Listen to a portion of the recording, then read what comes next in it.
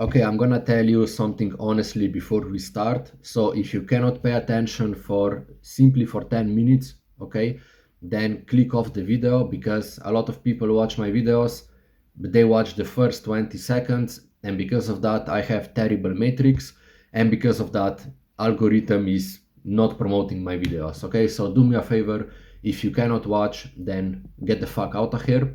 Okay, but if you can pay attention, then welcome back. My name is Yasha, and I document my journey on this YouTube channel, okay, regarding the trading. So today I did this terrible RR trade, and I want to explain you the idea behind it, okay, so that maybe you can also learn something helpful for your own journey. So basically the confluence that I was using with this particular trade was called SMT Divergence. Now, I am not fully master in SMT Divergence. I know the basics, so I want to show you the basics, how it works, okay, and how you can maybe start learning it in a simple way. So SMT Divergence basically teaches that all of the indices, for example, Nasdaq, S&P 500, Dow Jones, and maybe even Russell 2000, are more or less connected with each other, and they tend to move in the same direction. So for example, let's revise our strategy. Our entry strategy consists of liquidity sweep, break of structure, fair value gap, and then potentially also inverse fair value gap, okay? So what did we have, for example, over here? We had a liquidity sweep, then over here we had a break of structure. We also had inverse fair value gap over here. And we also had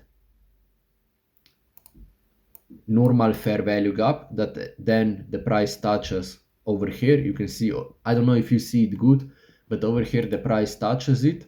So according to our strategy, we enter like this, we put stop loss over here below, and then we target the most recent high, which is over here, okay? But this trade would fail. Now, why would it fail is simply because if we go to S&P 500, you can see that S&P 500 bounced out of this particular fair value gap. You see, like S&P 500 went only until this point, whereas Nasdaq closed it and also broke structure to the upside, okay?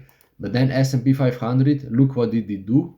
It didn't break any structure. Instead, it went lower, okay?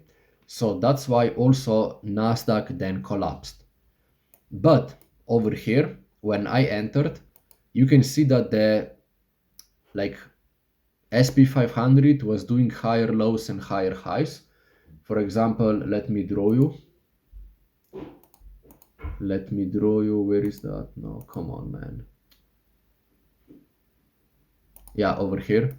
It went like this, like this, like this, like this, like this, like this, like this, like this, okay? But Nasdaq was making lower low and then also making higher highs and higher lows, okay?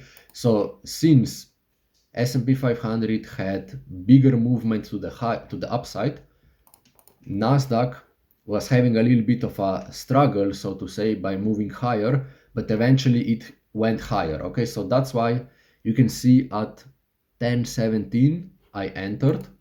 Let's take a look at here, 1017, where was it? It was over here. You see, like the move that S&P 500 did is way more significant than the move that Nasdaq did, you see?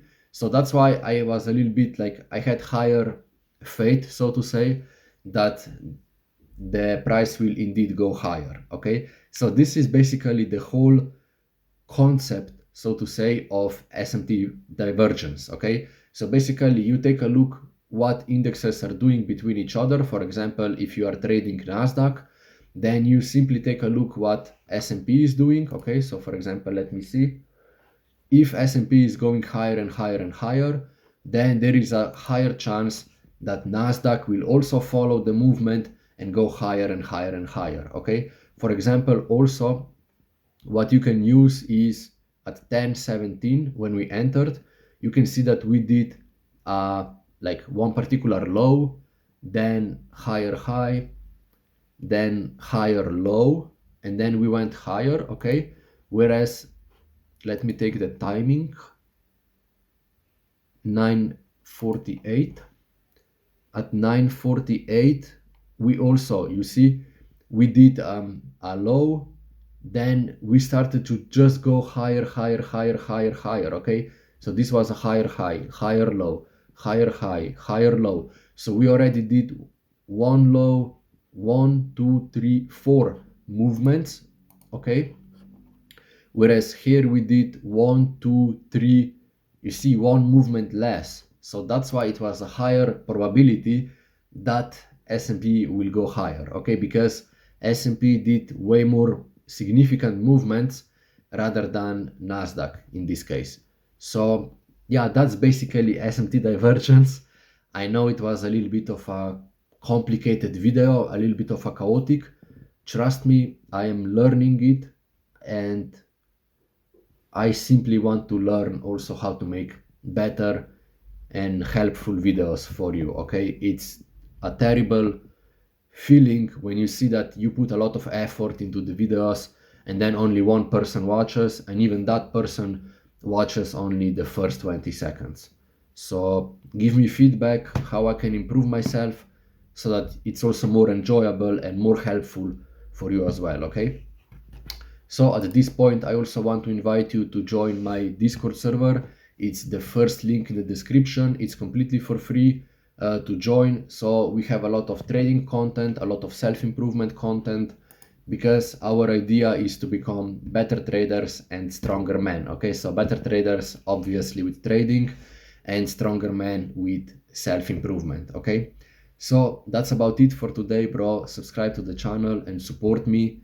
Do the hard work, and see you on top of the world.